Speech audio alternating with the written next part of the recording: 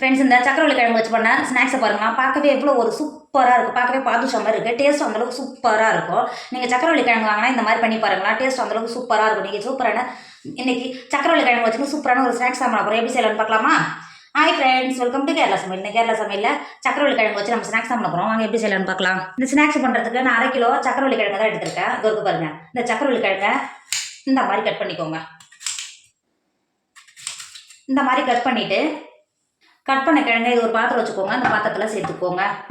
நான் நல்லா கழுவிட்டு தான் கட் பண்ணியிருக்கேன். சேர்த்து கொடுத்துக்கோங்க. சேர்த்து கொடுத்துட்டு சக்கரவள்ளி கிழங்கு வேகிறதுக்கு தண்ணி சேர்த்துக்கோங்க. நான் ஒரு 1/4 கப்புக்கும் எக்ஸ்ட்ரா தண்ணி சேர்த்துக்கிறேன். சேர்த்து கொடுத்துக்கோங்க. மூடி போட்டு மூடி கிழங்கு நல்லா சாஃப்டாக வேக விடுங்க. இப்போ பாருங்க, நம்ம சேர்த்த சக்கரவள்ளி கிழங்கு எந்த அளவுக்கு நல்லா வெந்து வந்திருக்கு பார்த்தீங்களா? நீங்கள் கிழங்கு வந்துருச்சுன்னு இது மாதிரி தூப்புக்கோ இல்லை ஒரு ஃபோர்க்கோ வச்சு இது மாதிரி கொத்தி பார்த்தீங்கன்னா நல்லா ஸ்மூத்தாக இறங்கணும். இந்த அளவுக்குன்னா நல்லா கிழங்கு வெந்து வந்திருக்கு. இப்போ வேற ஒரு பிளேட்டுக்கு மாற்றிக்கோங்க. இப்போ மாற்றி கொடுத்த சக்கரவள்ளி கிழங்குலாம் தொருக்கு பார்த்தீங்களா, தோல் மட்டும் நீக்கிட்டு எடுத்துக்கோங்க. நீங்கள் வேக வைக்கிறதுக்கு முன்னாடியே நல்லா கழுவிட்டு இந்த தோலை வச்சு நல்லா பீல் பண்ணிட்டு கூட நீங்கள் வேக விடலாம். ஆனால் இது மாதிரி வெந்து வரும்போது எடுக்கிறது ரொம்ப ஈஸியாக இருக்கும். இந்த மாதிரி இருக்கிற கிழங்கெல்லாம் தோலை நீக்கிட்டு எடுத்துக்கோங்க. இப்போ பாருங்கள், நல்லா தோல் நீக்கிட்டு எடுத்துன்னு வந்திருக்கேன். இது மாதிரி ஃபோர்க்கு வச்சு உடச்சிங்கனாவே ஈஸியாக உடைக்க வரும். அந்த அளவுக்கு நல்லா வெந்திருக்கு.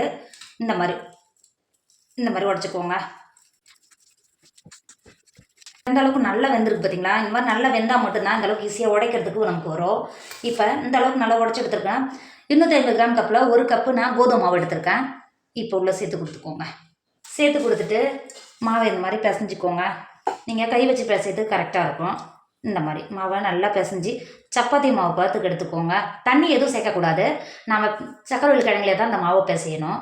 இப்போ நல்லா சப்பாத்தி மாவு பார்த்துக்கு பிசைஞ்சிக்கோங்க. நம்ம குழச்சி எடுத்த மாவு இந்த அளவுக்கு இருக்கணும். சப்பாத்தி மாவோட கொஞ்சம் லூஸாக இருக்கணும். அப்போ தான் மாவு நல்லா ஊறி வரும்போது கரெக்டாக இருக்கும். நம்ம 5 நிமிஷம் மாற்றி வைக்கும்போது நீங்கள் மாவு குழைக்கும் போது தண்ணி எதுவும் சேர்க்கக்கூடாது. நம்ம யோசிச்சா சக்கரவள்ளி கிழங்குல தான் நீங்கள் மாவு பிசைஞ்சு எடுக்கணும். நீங்கள் கோதுமை மாவு பதிலாக மைதா மாவு கூட சேர்த்து பண்ணலாம். டேஸ்ட் நல்லாவே இருக்கும். கோதுமை மாவு சேர்த்து பண்ணிங்கன்னா ஹெல்த்தாக இருக்கும். அதனால தான் நான் கோதுமை மாவு சேர்த்துக்கிட்டேன். இப்போ நமக்கு மாவு ரெடி ஆகிடுச்சு. மாவு மாற்றி வச்சுக்கோங்க. இப்போ குழச்சி எடுத்த மாவுலேருந்து நீங்கள் உருட்டும் போது கையில் ஒட்டாமல் இருக்கிறதுக்கு நெய்யோ இது மாதிரி எண்ணெயோ இந்த மாதிரி கையில் தேய்ச்சி கொடுத்துக்கோங்க. தேய்ச்சி கொடுத்துட்டு நம்ம குழச்ச மாவுலேருந்து இந்த அளவுக்கு எடுத்துக்கோங்க. நீங்கள் எண்ணெய் தேய்க்கும் போது கையில் ஒட்டாமல் வரும். இந்த மாதிரி உருட்டிக்கோங்க. இந்த அளவுக்கு நல்லா உருட்டி கொடுத்துட்டு லைட்டாக இது மாதிரி ப்ரெஸ் பண்ணிக்கோங்க. இந்த மாதிரி பண்ணிவிட்டு இந்த மாதிரி நடுவில் இந்த மாதிரி ஓட்டை போட்டுக்கோங்க. ஓட்டை போட்டிங்கன்னா உங்களுக்கு கரெக்டாக இருக்கும். இருக்கிற மாவெல்லாம் இதே மாதிரி உருட்டி எடுத்துக்கோங்க. இப்போ ஒரு பிளேட் எடுத்துக்கோங்க. லைட்டாக மேலே இது மாதிரி கோதுமை மாவு தூவி கொடுத்துக்கோங்க. இந்த மாதிரி தூவி கொடுக்கும்போது மாவு ஒட்டாமல் இருக்கும். இந்த மாதிரி தூவி கொடுத்துட்டு நம்ம உருட்டி வச்சுருக்கிற இந்த மாதிரி சேர்த்துக்கோங்க. இருக்கிற மாவெல்லாம் இதே மாதிரி உருட்டி எடுத்துக்கோங்க.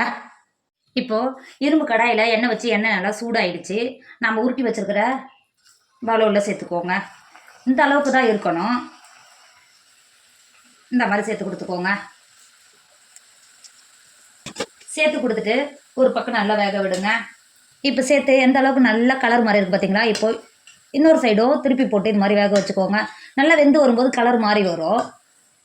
இந்த மாதிரி கோல்டன் கலர் வரும். இந்த மாதிரி திருப்பி போட்டு அடுப்பு லோ ஃப்ளேமில் வச்சு வேக விடுங்க. எண்ணெய் எதுவும் குடிக்காது.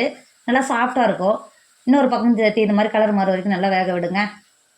இப்போ பாருங்கள், 2 சைடு நல்லா கோல்டன் கலரில் நல்லா வெந்து வந்துருச்சு. இப்போ வெள்ளை எடுத்துக்கோங்க. இது வேக வைக்கும் போது எண்ணெய் எதுவும் குடிக்காது. இப்போ வெள்ளை எடுத்துக்கோங்க. பாக்கி இருக்கிறதே இதே மாதிரி பொரிச்சு எடுத்துக்கோங்க. இங்கே பாருங்கள், பொரிச்சு எடுத்தது எந்த அளவுக்கு நல்லா சாஃப்டாக இருக்குது பார்த்தீங்களா? நீங்கள் இப்படியே சாப்பிட்றதா இருந்தாலும் சாப்பிட்லாம். டேஸ்ட் அந்தளவுக்கு சூப்பராக இருக்கும். இப்போ இருக்கிறதையும் பொரிச்சு எடுத்துக்கோங்க. இரும்பு கடாய் ஒன்று வச்சுக்கோங்க. நீங்கள் அப்படியே சாப்பிட்றதுனால நல்லா பஞ்சு போல் இங்கே பாருங்கள் எந்த அளவுக்கு நல்லா சாஃப்டாக இருக்குது பார்த்தீங்களா? அங்கே பாருங்கள் எந்த அளவுக்கு நல்லா சாஃப்டாக இருக்குது பார்த்தீங்களா? இதை விட இன்னும் நல்லா இனிப்பாக டேஸ்ட்டாக பண்ணுறதுக்கு இரும்பு வாண்டு வச்சுக்கோங்க. இதில் 1/4 கப்பு சர்க்கரை சேர்த்துக்கோங்க. 1/4 கப்பு சர்க்கரைக்கு 2 டேபிள் ஸ்பூன் தண்ணி சேர்த்துக்கோங்க. தண்ணி சேர்த்துட்டு சர்க்கரையை ஒரு 2 செகண்ட் நல்லா கொதிக்க விடுங்க.